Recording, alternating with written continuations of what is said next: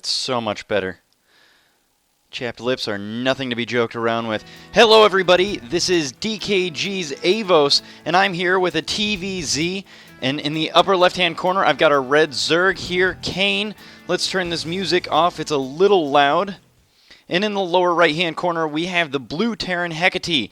This replay came to me from GearintheRear, and I told you guys about this last video, but seriously, you need to check them out. They're a great group of guys. Check them out on Facebook. Their information will be down below. Other than that, you can check them out in their StarCraft 2 group, GearintheRear. Look them up, chat with them. If you need to practice, if you need somebody to practice with, check out GearintheRear. It's full of Masters and Grandmasters players. There are a lot of people out there waiting to help you out. They're a good group of guys. We work with them quite a bit. They're a clan that we do practice with. Check them out, again, on StarCraft, on Facebook. Check them out. Alright, so let's get this production tab going. The nameplates, we've got Kane and Hecate. TvZ. Is there anything else that I can do to buy some time while I'm going? I don't think so. We're going to keep going with this. Intros are always hard to deal with. I never know what I'm going to talk about because what am I going to talk about? Hecate? Hecate. Let's talk about Hecate. If you haven't been paying attention to the Grandmaster ladder very much here in North America, you should look at it. Hecate, at time of casting, is the number 2 Terran on the Grandmaster ladder in North America. In the number 2 slot. It's fantastic. Hecate is such a good player. Especially right now, Terran is doing extremely well on the ladder, and Hecate is the number 2. I think the only person that is even doing any better is the Muslim. Hecate is even above E.G. Stefano right now. It's unbelievable. Hecate, thank you so much for this replay. If you're watching this, thank you. Send some more. I've got a few more from Hecate to cast. I should have another. I've got another TvZ with Kane and Hecate, and I've got a TVP. But this one just looked so interesting, and I just had to cast it right away. We've got a fairly standard opening going. Terran, our Hecate player, is going for the early expansion after barracks. And you can see the hatchery with the spawning pool from our Zerg player. These are pretty standard openings. You can see that our Zerg player is trying to scout out, get a decent amount of information going. These overlords will probably pop in around the 7 or 8 minute mark, depending on how delayed Kane thinks Hecate is by expanding this early. We've got a double gas from Hecate. Maybe we're going to see some mech play. Maybe we'll see some early Reapers. We never know, but with these early Marines, it's probably not the early Reaper. I'd love to see early Reaper. It's doing a lot of damage against Zerg right now, especially Zerg that are doing expand first builds. They just don't do that well with the early Reaper because they don't have any units to defend against it very well. Now, looking over the production tab, we do have 2 Zerglings coming out. And again, if there were Reapers on the field, slowlings, 2 of them especially, not going to do that much against Reapers. But these Zerglings are going to scout out across the map. They're going to split up just a little bit. We're going to follow this one around. It looks like they may go to the watchtowers even right about now. We've got a bunker going down at the front of the ramp for Hecate. And some more, orbital commands because mules are awesome. We love mules. Got a decent amount of macro going. We've got some queens going on. I love it. Let's get this going. Now, it's a little interesting to me to see that Kane is not opting for the early 3rd base. This is a little bit safer build. Probably going to deal with that just a little bit later. And we've got the factory going down, so it is going to be some early mech play as shown by these early 2 gases. Love the factory placement because normally, as a Zerg player, you're going to expect Terran to expand, put all their tech right about here, and placing these down here, it's a little bit harder to scout out. This Overlord over here can probably butt in and see what's going on, and this supply depot here is to prevent some Nidus trickery or even some drops if they get the Overlord drops, which is a little uncommon as a Zerg player. We've got this 3rd base now that we know that Hecate has an expansion. We can safely expand here, take the 3rd base. I love this. This placement is awesome.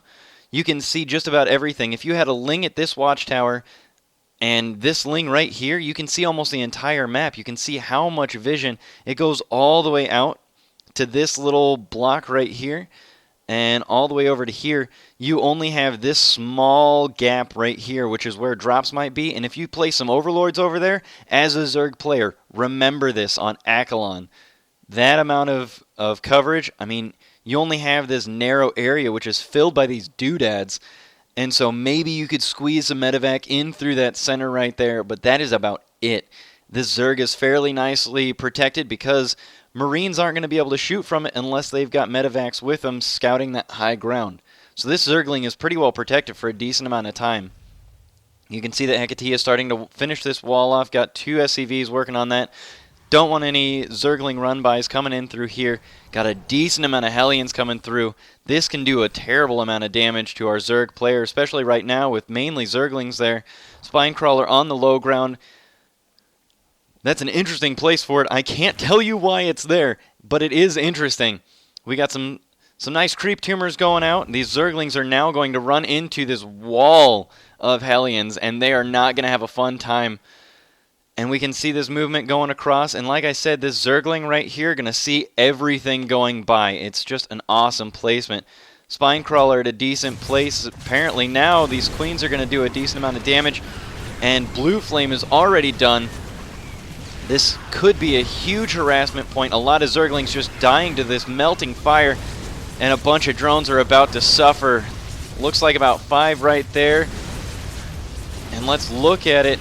We can see workers killed is up to 13, 14. That's a huge amount. 20 drones killed. That's a huge amount for, I mean, even that amount of Hellions seems like it's probably worth it. We've got 1-1 upgrades going for our Zerg player. These Hellions are finally going to get cleaned up. This third base is going to be basically repopulating our natural expansion now. And this Spinecrawler, I don't know if it just needs to be moved up a little bit so it's closer to the edge of the ramp so that can be walled off just a little bit easier. You could probably put some Evo chambers down at the bottom of the ramp right about here, and a couple of queens could probably block that in. It's an interesting idea. I can see how it might work, but we've already got the Evo chambers right here blocking off the natural fairly well, but we didn't have the queens in position to block out those Hellions. We've got more Hellions scouting out, and they're going to find this third base. We got roaches on the field now, so these Hellions are all but done in this form if a decent amount of roaches come out into play. Looking for burrowed drones right there with that scan. Going to try and destroy all those. The Baneling gets a huge hit right there, takes out 3 Hellions. That is definitely a cost-effective hit for that Baneling right there. And that hero Zergling taking out the Blue Flame Hellions all by himself, or at least that's what he likes to think. Awesome job to you, Zergling friend. We got Thors on the map. We have Hellbats already on the map. This is a great job. Spreading creep right here to prevent this. And this right here, keeping this Terran player off of third base for a decent amount of time. It looks like he hasn't converted over to those, what are they? The high impact payload cannons on the back. Zerg scouting out and seeing a whole lot of Marine fire from that bunker over there. I'd like to see how Hecate responds with this Thor, if he's going to change around. I haven't seen a whole lot of Terran switching this Thor around too much. And these tanks on the high ground, there's not a whole lot that's going to get through this wall. But this Overlord, I have a feeling, buddy, that Thor's going to do a decent amount of damage and scare you away. Not about to have a good time. However, Hecate is going to be really disappointed when that creep is not going to let him land there. Oh, Hecate. That Overlord on hold position, not going to be scared away by that Thor. Going over to the high impact payload, you can see that switched out pretty quickly and does a huge amount of damage. That was one shot in each setup. And man, that did a huge amount of damage. Look at that. Look at that Overlord just melting right there. Bye-bye, Overlord. Now we just got to wait for that creep to recede. But Hecate, not even bothered, going to start mining there anyway. And you can see 3 workers is apparently how much it's going to take to optimally mine that. Blizzard says it's a waste of time at anything over that. With this many tanks behind here and more on the way, I don't know if Kane is going to be able to do much with this push. He might be able to take out the rocks, but it looks like Kane's going to back out from the tank fire. Tank fire from behind a rock is not a good place to be, even with roaches. Tanks are just a terrible, terrible thing to deal with as a Zerg player. I don't deal with them well myself. Gonna try and break down this wall, but apparently not gonna be able to do it. And Hecate getting a supply depot taken out. Supply blocking for just a second. We got more supply depots on the way. Looks like 3 are on the way. And no longer supply block. That was probably one of the shortest supply blocks in history. Wonder if that was probably a supply drop. We don't know where that was. We could probably find it if we had the time. Creep is finally receded, and that orbital command is in the right position. You can see that 17 out of 24 workers, just everything getting transferred all at once, taking up all the gas geysers. And you can see that Hecate is doing a really good job keeping everything balanced, which Meching Terran have a trouble with, but apparently doing enough with the Hellbats there and producing enough of those to keep balanced. And man, these Hellbats, let me tell you, they're about as slow as regular tanks when they're not sieged. You can see that now they've got the 2.25, but when they are sieged, they don't have a movement speed. I learned that today. I thought that was really annoying when I was trying to figure out what their movement speed was. And here are the roaches balling up right here. You can see that Kane knows that there's no expansion there, figures that there's probably an expansion here since he got to see the orbital command flying by. Just worried right now about these tanks here. Decent amount of creep spread all across the map. This queen doing a great job. Double creep tumor across the sky, doing a great job there. And it's 4 base on 3 base. This 4th base is now finally done. Going to be saturated hopefully soon. And it looks like just massively roach here.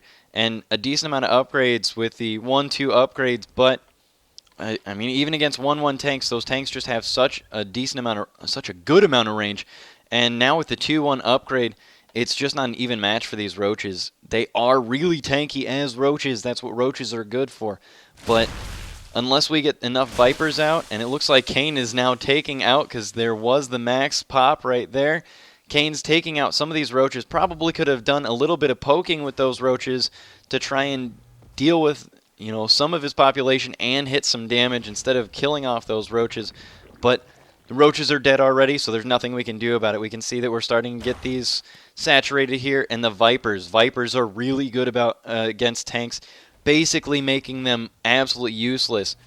And man, these Widow Mines are tough to deal with without any sort of vision. And marching in roaches here without any sort of vision into a wall, plus tanks backing it up. I don't think these roaches are going to be any sort of good. A bunch of tanks there to back it up. Kane sees these tanks and just backs out immediately.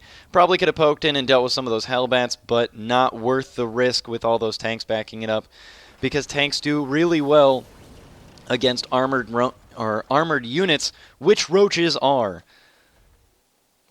And just seeing what our Zerg player is doing, you can see consuming off of this hatchery. This is a little bit risky, because if Hecate runs in with a few Hellions or something, even, I don't know, Marine run-bys, drops, something, this hatchery is going to be weaker. You can see that it's now below even half of its HP, and that's going to be going down a lot faster than a normal hatchery. We got enough for a transfuse here. Could probably use that energy there, but it's okay. Most Zerg players have been using Evo chambers because they're the cheapest way to gain energy. And it looks like we're going to have a bit of a Mexican standoff. You can see everybody pacing back and forth, trying to find the most optimal engagement. Terran just scanning everywhere, trying to find out where this Zerg army is going to be. And maybe we'll have an engagement over here, but no. Kane juking out of the way. We're just going to have to watch the minimap and see what's going to happen. A ton of Widow Mines here to back these tanks up. And I don't know if this Roach Hydra army is going to be able to do it, but looks like they're going to force an engagement here. The blinding cloud is going down, but the tanks are not in siege mode, so it doesn't look like it's going to be quite as effective. Those tanks are going to siege in front of the blinding cloud. This one tank right here is the only one that can't fire. The blinding cloud is now fading away, and Zerg's population is just dropping drastically. He can remax fairly well. You can see 28 roaches being built right now. That population is just going back up to max almost immediately. But the Terran player, without losing very much from that, pretty much maxed out already. Doesn't need to do a whole lot of building. And has enough production at home that it can keep up pretty well. Widow Mines are finally dropping over here. Going to be able to take out a lot of stuff going on. And oh man, these tanks are going to do terrible, terrible damage. You can see that they're 3-2 right now. And we finally have vision on these Widow Mines. Going to take those out, but at what cost? Taking out those Widow Mines may not have been the priority there. although they are scary and Zerg players are starting to focus those down first. Let's be honest, the tanks that are shooting at you now, a little bit higher priority than some of those Widow Mines that have 40 seconds before they can shoot you again. They do one shot, but they cannot one-shot roaches. That's one thing to know. They can't one-shot overseers. They don't one-shot overlords. There are a lot of things that you can tank a little bit of damage from those Widow Mines with, and meching Terran have a weak spot. And you can see this Thor is in that high-impact payload. If our Zerg player goes something like Mutalisk right now, there's not a whole lot of anti-air unless they've got bunched up Widow Mines. But this high-impact payload Thor is not going to be able to do anything against any mutas that would be produced. Tanks can't shoot up. Hellbats can't shoot up. Mutas would be a great choice right now. I don't know if Kane can hear me psychically, but I'll try, guys. I will try. We'll see how Kane does over here. You can see that the armies are fairly well maxed out. Essentially as close to maxed out as you can get. And it looks like we got more Vipers flying around here. Let's see if we can get some good blinding clouds. Tanks are sieging up. Blinding cloud going on these tanks. And these the Zerg army is holding up pretty well. You can see that it's just re-maxing. Terran army backing up. If we had a few more blinding clouds, we'd be able to take out almost all of these tanks right now. Zerg backing up because those tanks just do so much damage. The Roach is burrowing so that they can regen just a little bit faster. Terran sieging up. And Zerg's going to go in, try and take out all these tanks. And let's just watch and see how well he does. He's a little bit too far out, and the tanks can fire. All of them were still firing pretty well. And it just looks like a few bad engagements here for Kane in a row. And, I mean, that's... Wow, that units lost tab. You can see that's pretty one-sided. 2 times the amount lost for our Zerg player. And looking at the spending tab, he hasn't been able to spend twice as much as our Terran player. So that's just not as well balanced as we'd like to see. Going back to our production tab, Roaches and more Vipers. I just don't know if he's going to be able to do it. I'd like to see some Mutas come out right now. And we've got more tanks and Widow Mines as the support. We've got this one Spine Crawler just holding down the fort right here. And Hecate going to town. And this may be our doomsday ball right here, hitting our ground Zerg as hard as possible. We've got a small army. If he could run by, maybe he could take out, I don't know, he might be able to take out this wall right here and march in, but there's not a whole lot going on here. There's not a whole lot that could be done over here, but it looks like our Zerg player is going to try and run in at that 4th base. And this 5th base and the 4th base are protected by Planetary Fortress, and our Terran player, Hecate, is just marching in, and it looks like these tanks are going to do a lot of damage. Our Zerg player is recoiling all the way back home, running as fast as we possibly can, getting some nice blinding cloud on the back there. It'd be nice to see it a little bit on the front. And it looks like our Zerg player is all but done. That supply is just plummeting right now. We're at 150 to 180 for supply. And man, Hecate, you have done a great job, especially on just being so cost effective. That 3rd base is gone, but these drones have been saved. So, Kane, you still have a chance to stay in here. Man, you got 1,000. You can build a bunch of units, but without that 3rd base, your mining's going to be a little bit limited. Come on, Zerg player. Come on. As a Zerg player, I know, I'm a little biased. Don't worry about it. But our 200 pop maxed out Terran army just roasting away these poor defenseless drones. The horror! Please don't kill any more drones. We need those. And these tanks just doing all sorts of damage. They're so powerful. Especially with those 3-3 upgrades. They just destroy just about anything in this amount of number. And it looks like our Terran player wants to expand again, but this creep just denying everything. Hecate dealing with a lot of creep everywhere. Kane doing a really good job of trying to deny bases, especially with this creep. And it looks like... Oh, man. Hecate has done a great job keeping our Zerg player on limited bases with that Hellion run by earlier, destroying all of our drones at our natural expansion. I don't know if Kane really should be expanding here. There aren't quite enough minerals to make it really worthwhile. Canceling that and actually taking my advice. Yes, my psychic powers work. Taking our next base over here with far more minerals. I think this was the 4th base, let's be honest. And our Zerg player doing a decent amount, trying to re-max everything. 168 supply to 199. If you can catch this army out of position, you can do a decent amount of damage, but being chased by tanks is not a good position to be in by any sort of Zerg player. And let's see if we can take out this... Oh, no. Turning around, engaging, taking out a decent amount of those Widow Mines and running away after they've burrowed. A good idea. Those Hellbats getting taken out. Those Widow Mines getting taken out. A bunch of tanks falling. Blinding Cloud getting thrown out. These tanks not being sieged. And the GG is thrown out as Kane is just out of supply. Oh, my goodness. Oh... Such a good game. Again, thank you, GearintheRear. Check them out below, Facebook, and on their group in StarCraft 2. Hecate, thank you. Great game. Kane, you did a great job. Hopefully next time. GG, well played. This is Avo signing out. I'll see you guys next time.